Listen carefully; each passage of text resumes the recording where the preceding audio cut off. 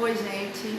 Hoje nós temos uma conversa, uma reflexão pautada em dois conceitos que estão interligados, que é a ideia de produtividade e a ideia de desempenho.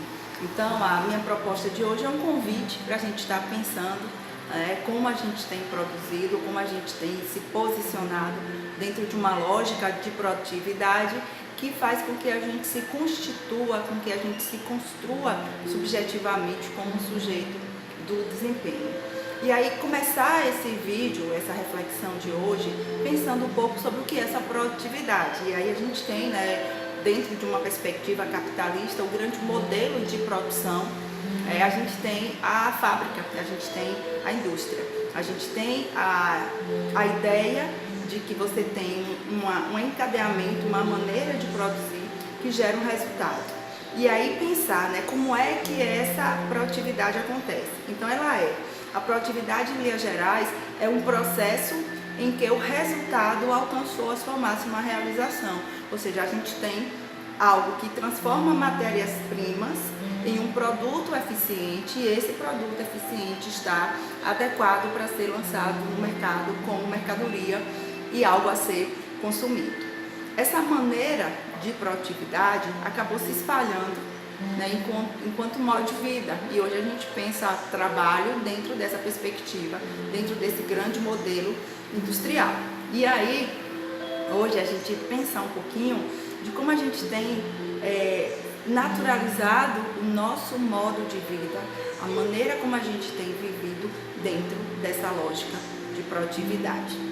E aí pensar, se dentro de uma fábrica, dentro de um processo produtivo industrial, a gente tem as matérias-primas, a gente tem os meios de produção que envolvem as máquinas e que envolvem o ser humano com o seu trabalho, e que a gente tem um produto que é o resultado, como é que a gente hoje, enquanto trabalhador, como é que a gente hoje, enquanto ser humano, se posiciona dentro dessa perspectiva. Hoje a gente tem uma quantidade muito grande de trabalhos e de serviços onde o resultado não é uma mercadoria palpável, onde o resultado tem a ver com o desempenho, tem a ver com a competência, tem a ver com um resultado que é muito mais subjetivo do que um resultado físico. E aí a gente tem algumas incongruências dentro desse sistema, a gente tem algumas incoerências dentro dessa lógica. E aí, pensando a produtividade e a sua máxima realização, o que é que muitas vezes tem acontecido? Quando a gente vai para a perspectiva de serviço, dentro desse encadeamento produtivo que envolve o trabalho humano como um meio de produção, que além de ser uma mercadoria, já que existe um comércio que é feito, uma relação de compra e venda com o trabalho, a gente muitas vezes tem desconsiderado, dentro dessa lógica, a finitude e a limitação da mão de obra humana. A gente tem muitas vezes pensado esse trabalho de uma maneira muito, muito próxima e até além da maneira como a gente tem analisado as máquinas. E aí não é à toa que o sistema japonês da manutenção produtiva total tem cada vez mais construído produtos, produzidos mercadorias, pensando em eliminar as perdas, diminuição de custo e de sobremaneira o aumento dessa produtividade, que é a maneira como se produz, precisa produzir mais quantitativamente, mantendo uma qualidade, porém em menos tempo. E aí trazer essa perspectiva, essa vivência de um processo produtivo industrial para o nosso dia a dia tem gerado em nós uma concepção de um sujeito pautado no desempenho de atividades seguindo essa mesma lógica de uma perspectiva industrial, que já traz algumas limitações quando se pensa esse trabalho humano de uma maneira muitas vezes desumana. Então, o que é que a gente tem hoje? Então, assim, é um convite para a gente pensar essa lógica, ninguém precisa concordar comigo, nasceu de uma conversa, muitas vezes com algumas pessoas, eu já tenho alguns anos que eu me dedico para o estudo do desenvolvimento humano e da produtividade, eu atuo nessa área já há bastante tempo, porém algo tem me chamado bastante atenção nos últimos anos e especificamente nos últimos dias, especificamente nos últimos dias eu tenho pensado bastante sobre isso. Então, como é que a gente tem vivido, como é que a gente tem naturalizado a nossa maneira de viver? A gente quer tudo muito rápido. Então, a nossa lógica é produzir mais, sim, e se a gente pudesse, a gente aumentaria as horas ao longo do dia. E a gente quer tudo muito rápido, além da gente querer uma quantidade de ações, de uma quantidade de produtos ao longo do dia, a gente quer que esse produto seja produzido o mais rápido possível, gastando a menor quantidade de tempo. E dentro desse processo, a gente tem desconsiderado algo que é importantíssimo, que é a limitação do desempenho humano. Então, pensar esse sujeito hoje, que é o sujeito do trabalho, e aí eu não estou pensando no trabalho apenas dentro de uma perspectiva formal, né, mas também pensar as diversas maneiras que a gente tem caracterizado o trabalho, e muitas vezes a gente tem desconsiderado esse limite. Então, a gente tem buscado um desempenho ilimitado, a gente tem buscado cada vez mais ações, cada vez mais a gente tem agregado coisas para se fazer. A ideia de um trabalhador multifuncional, a ideia de que a gente precisa ser multitarefa, e a gente não tem muitas vezes pensado, refletido, analisado a consequência desse modo de vida para o nosso dia a dia. E aí, quando a gente constrói uma ideia de sujeito ilimitado, a perspectiva do desempenho está centrada no próprio sujeito, como se tudo dentro de um processo produtivo dependesse exclusivamente da capacidade e da competência humana, o que não é bem assim, né? Porém, eu quero centralizar a minha reflexão nesse ponto. Então, quando a gente quer tudo muito rápido, quando a gente pensa o sujeito como um sujeito de desempenho, como um sujeito que precisa dar respostas rápidas e numa quantidade cada vez maior, para que ele seja competente e aí valorizado e reconhecido dentro de uma lógica de trabalho, a gente tem cada vez mais estabelecido o corre-corre, a falta de tempo, e a gente não tem se dado conta desse esgotamento físico e psíquico que tem acontecido com as pessoas, né? Então, nós valorizamos demais uma vida ocupada, né? A gente conversa com a pessoa minimamente e logo para início de conversa e aí no corre-corre, né? E aí na correria, né? Que isso envolve duas coisas. Isso envolve essa naturalização de que está todo mundo correndo, está todo mundo vivendo de uma maneira acelerada, e o segundo ponto é que você não está a fim de conversar, porque você não quer perder tempo com essa conversa. Então a gente diz, você está no corre-corre porque eu também estou, então aqui a gente vai só se passar rapidamente, a gente vai só se cumprimentar, lembrando que a maneira que a gente tem que viver nesse corre-corre. E aí, a gente tem construído por um outro lado, e também relacionado a isso, um modo de vida que a gente tem dado como modelo para as crianças, que é uma vida hiperativa. Então a gente não para, constantemente eu tenho recebido cada vez mais pessoas dizendo assim, eu não consigo parar, eu não consigo ficar quieta, eu não sei ficar sem fazer nada.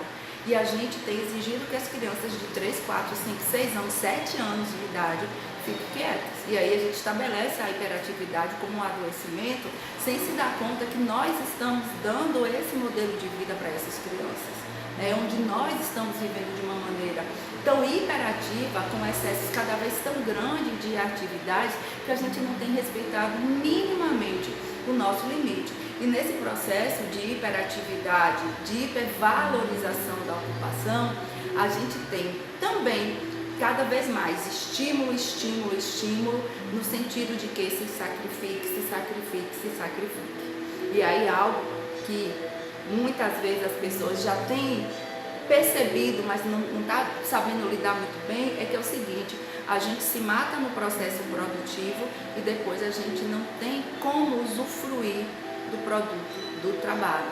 Que esse, inclusive, é um dos conceitos que Marx traz sobre a alienação do trabalho. Além de a gente não ter a propriedade do produto, do trabalho, a gente não usufrui desse trabalho, do resultado desse trabalho. E aí, gente, A consequência tem sido uma vida muitas vezes sem sentido. A gente tem um esvaziamento do sentido da vida, onde esse sujeito ele só é reconhecido como alguém, como pessoa, se ele estiver dentro dessa engrenagem, dentro dessa maneira de produzir. E essa maneira de produzir é uma maneira que produz um ser humano falsamente imortal. Por quê? Quanto mais se diz que é a ideia da hiperatividade, a ideia da superocupação, a ideia da valorização do corre-corre, esse sujeito de desempenho, esse sujeito que tem produzido, ele é cada vez mais alguém que se autoexplora, alguém que é seu próprio xerife, que é o seu próprio poder disciplinar atuando sobre si, onde ele vai cada vez mais ser estimulado e se cobrar de uma autossuperação. Então a gente sai de uma ideia de uma sociedade disciplinar, onde a gente tem que dar conta para alguém de fora, e a gente está hoje preso dentro da culpa e das cobranças que são internas. Uma ideia de que quando você alcança a meta, dobre a meta. Missão dada, missão cumprida. Trabalhe enquanto eles dormem. Se sacrifique, não durma, não se alimente, faça mais coisas em menos tempo. E a gente tem naturalizado isso como um modo de vida. E aí, gente, a consequência tem sido cada vez mais desastrosa. E aí a gente ou não se percebe, né, porque a gente internalizou tanto essa forma de viver que a gente acha que é assim mesmo e não tem saída, ou a gente vai vivenciar a frustração de não se sentir adequado dentro desse modelo de vida. Porque esse modelo de vida, essa perspectiva dessa produtividade, construiu uma concepção de ser humano ilimitado. Ou seja, é a ideia da própria imortalidade, é a ideia da autossuperação, de que é como se o nosso corpo, é como se o nosso organismo fosse uma máquina que não falhasse nunca. E a gente sabe que não é bem assim. E aí, gente, não é à toa que quando a gente se depara com os fracassos, quando a gente vivencia os limites, e eu estou falando aqui de limite orgânico, porque a gente não tem aceitado isso dentro dessa lógica de produtividade, o ser humano ele se desespera.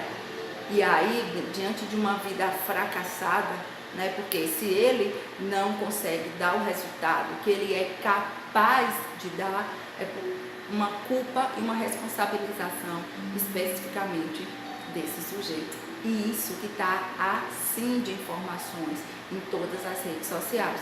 Nos últimos dias, especificamente, eu tenho feito uma busca, né, desses imperativos de produtividade. Eu já tenho muitos anos trabalhando com desenvolvimento humano, sou psicóloga, trabalhando com produtividade, mas pensando uma produtividade capaz de dar uma resposta, capaz onde a gente pode sim ser capaz de produzir resultados, mas sem precisar se matar. A gente pode sim, gente, produzir mantendo e valorizando a nossa qualidade de vida. Agora a gente tem que funcionar dentro de uma outra lógica. A gente precisa entender que eu tenho uma vida e que eu tenho dois recursos que são extremamente limitados e que muitas vezes a gente não foi educado para perceber isso. Um recurso é o meu corpo, o meu organismo é limitado. Então eu não tenho como produzir 24 horas por dia, 7 dias na semana. Não tem como. A gente precisa de pausa, a gente precisa de descanso, mas a gente não tem aprendido e a gente não tem ensinado as nossas crianças as pausas e os descansos necessários. Ou seja, a gente não tem respeitado o nosso limite humano. E um outro recurso que também é limitado e que a gente tem tentado controlar o incontrolável é o tempo. O tempo é um recurso ilimitado. E justamente por ser um recurso ilimitado, ele é incontrolável, que aí é outra característica do tempo. E muitas vezes as pessoas me buscam, as pessoas me procuram por saberem que eu trabalho com produtividade, buscando especificamente dicas, maneiras onde eu vou produzir mais, gastando menos tempo. Uma ideia de que Yara me ensina a fazer a gestão de tempo para que eu durma menos, para que eu me dedique menos para determinadas coisas, para que eu tenha mais tempo para produzir. E a minha lógica de trabalho, gente, vai na contramão disso. A minha lógica de trabalho é uma ideia que a gente precisa entender esse tempo como um limite e dentro deste limite entender o meu funcionamento. funcionamento dentro desse tempo.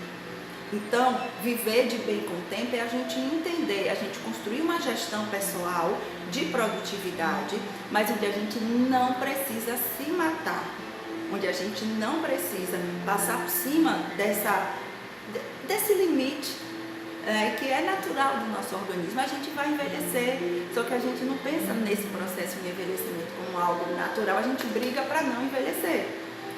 E a ideia é, a gente precisa entender e cada vez mais diminuir esses excessos. Então eu preciso entender que meu tempo diário ele é limitado e que eu só posso fazer determinadas ações e com determinadas características.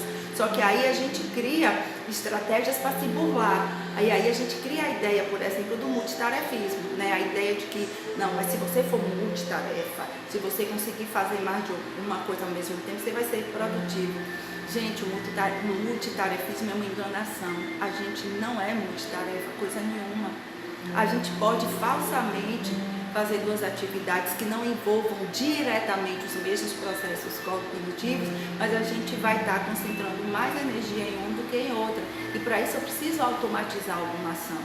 E aí essa lógica de trabalho, essa lógica de produtividade tem buscado justamente a automatização das ações, que faz o indivíduo cada vez estar mais deslocado da ação que ele está fazendo. A ideia de multitarefa tem prejudicado demais as mulheres, né? E muitas vezes nós mulheres nos sentimos supervalorizadas, como se isso fosse uma evolução da espécie. A mulher ela é mais evoluída porque ela consegue fazer mais de uma coisa ao mesmo tempo. Gente, essa ideia de fazer mais de uma coisa ao mesmo tempo vai trazer para a gente um desgaste muito maior e muitas vezes com um resultado muito menor. Então, a ideia é fazer uma coisa, depois outra coisa. Multitarefismo tem feito com que as mulheres se tornem muito mais vulneráveis às doenças autoimunes. E quando existe alguma mulher que se nega ou que não consegue se adaptar, porque simplesmente não quer essa lógica, a gente acaba atribuindo como se isso fosse uma característica masculina. Então, gente, vamos pensar que essa ideia de multitarefismo é muito mais essa exploração dessa produtividade do que basicamente uma naturalização do feminino. E aí pensar mesmo, olha a quantidade de doenças autoimunes que nós mulheres somos mais vulneráveis a partir dos 40 anos de idade, onde essa nossa lógica tem favorecido isso. E além dessa ideia, desse multitarefismo, a gente tem construído a possibilidade de que a gente tem que lidar com prioridades no plural, o que também é um engano, porque o próprio conceito de prioridade significa aquilo que você vai fazer primeiro. Então a ideia de prioridade não tem nada a ver com aquilo que é mais importante, porque você tem um monte de coisa importante para fazer. De repente é importante você tomar café com seu filho, de repente é muito importante você pegar seu filho na escola. Agora, se isso vai ser ou não prioridade, tem a ver com a maneira como você vai fazer a gestão das suas ações no seu tempo. Então, prioridade é uma só, porque a gente faz uma coisa para depois fazer outra coisa. Então, vejam como a gente está dentro de uma lógica que a gente não respeita essa finitude do tempo, onde a gente não respeita a nossa finitude orgânica. E as pessoas hoje sentem culpa quando descansam. Então, gente, é um negócio para mim muito ilógico. Se eu tenho consciência, se eu sei que o meu organismo ele é finito, que eu tenho um gasto de energia possível dentro de um dia e dentro de determinados tipos de atividade, porque assim, eu tenho atividades que eu vou gastar muito mais energia do que outras, sempre tem gasto de energia. Então eu preciso ter reserva de energia, e essa reserva de energia orgânica vem por dois canais, que é o sono e a alimentação, e que são os dois elementos que a gente acaba prejudicando cada vez mais. A gente tem buscado dormir menos, tem dormido mal, porque o nosso sono nem sempre tem sido um sono reparador, e as pessoas têm se alimentado mal também, né? E eu não estou falando só assim daquilo que é consumido, daquilo que é utilizado como alimento, porque aí é de outra seara, é do campo de outro profissional. Mas eu estou falando que a maneira como a gente se alimenta também é no corre-corre. A gente come, a gente se alimenta como se não estivesse ali. E a gente tem produzido um sujeito de desempenho que é um sujeito esgotado fisicamente e psiquicamente. Então, esse sujeito que vive no esgotamento, porque se você não estiver cansada no final do dia, dá uma ideia que você não está adequado a essa lógica, dá uma ideia que você está fora de uma perspectiva. E como a gente tem, de certa forma, desconsiderado esse esgotamento, porque a gente tem naturalizado, porque a vida é assim mesmo.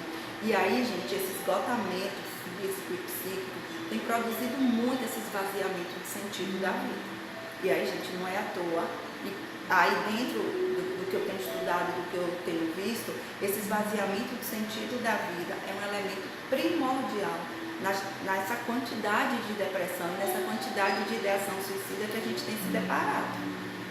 Pensar a vida como um não lugar.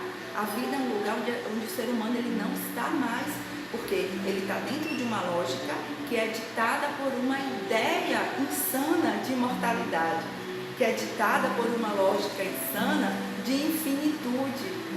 E quando o ser humano ele se depara com a falta, com a ausência, com o limite, ele se sente fracassado.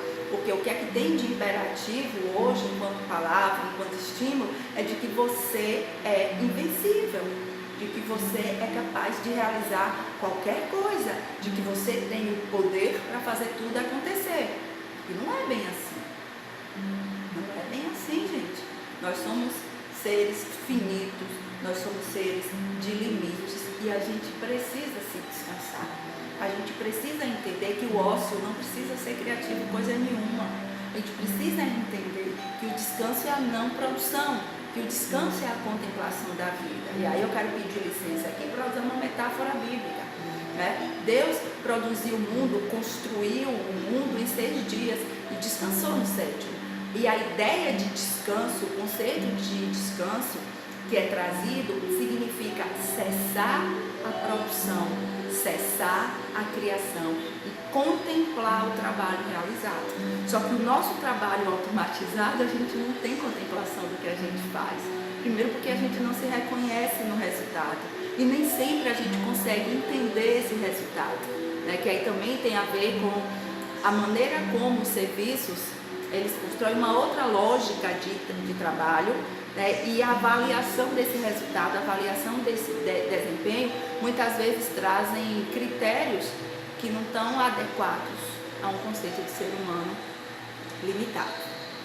E aí pensar como esse sujeito, quando ele se depara com um sujeito fracassado, ele é um sujeito que acaba desenvolvendo uma alta agressividade e uma alta violência muito grande. A ideia de que eu sou incapaz de estar adequado dentro dessa lógica, seja porque ele está fora do mercado de trabalho, ou seja porque simplesmente ele não se adequou ou negou a fazer parte dessa lógica de produtividade. E aí esse sujeito fracassado, esse sujeito de cansaço, esse sujeito do esgotamento, é um sujeito muito propício à ideação suicida, assim, porque a vida é um não lugar, a vida é um local onde ele não se reconhece como parte. E essa contemplação, ela cada vez existe menos, porque a gente não tem tempo, a gente tem culpa por descansar, a gente se sente mal quando não está fazendo nada, a gente aprendeu a que a gente só é sujeito, onde a gente só é considerado ser humano se você estiver realizando algo. E aí, gente, pensar um pouquinho essa produtividade, esse desempenho, considerando as nossas faltas, considerando os nossos limites, considerando as nossas frustrações e entender que não adianta a gente estar desenvolvendo técnicas de imortalidade, como, por exemplo, o sono intermitente. E aí, como eu falei, é uma concepção minha, tá? Como é que aquilo que é minha fonte de energia, que é o sono, como é que eu vou buscar por lá, estrategicamente, essa fonte de energia, porque eu entendo e eu acabei assimilando, eu acabo reproduzindo que dormir é perder tempo. Então, entendendo um pouquinho de como a gente tem se esgotado, de por que no final do dia a gente acha que a gente não fez nada e o nosso corpo ele não se permite descansar, porque a gente se torna culpado quando a gente descansa. porque é como se a gente se sentisse inadequado.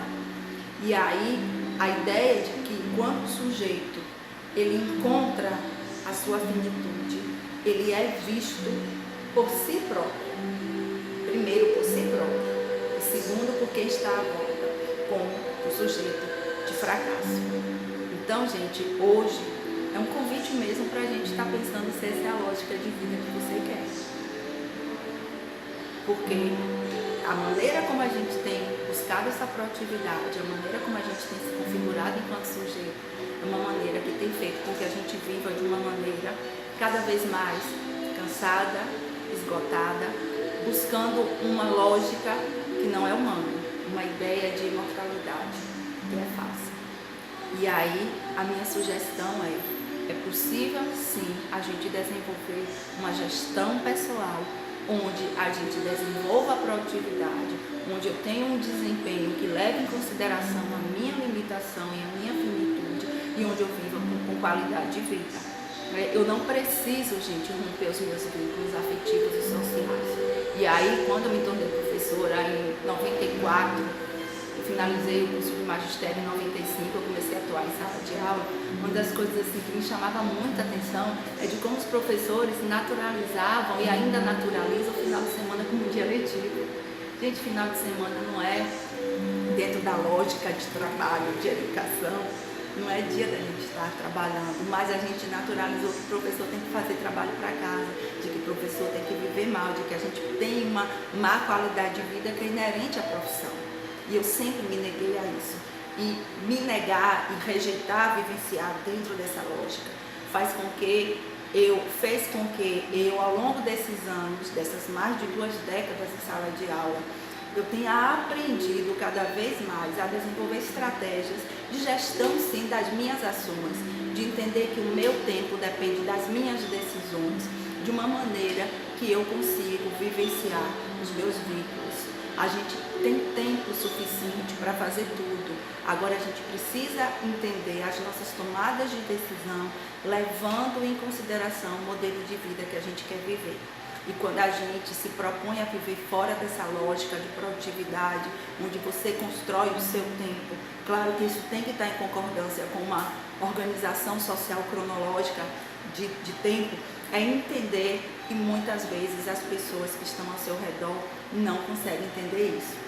Então é muito mais fácil quando você faz as pazes com o seu tempo, onde você constrói o resultado do seu trabalho a partir do entendimento desse resultado que você tem que dar.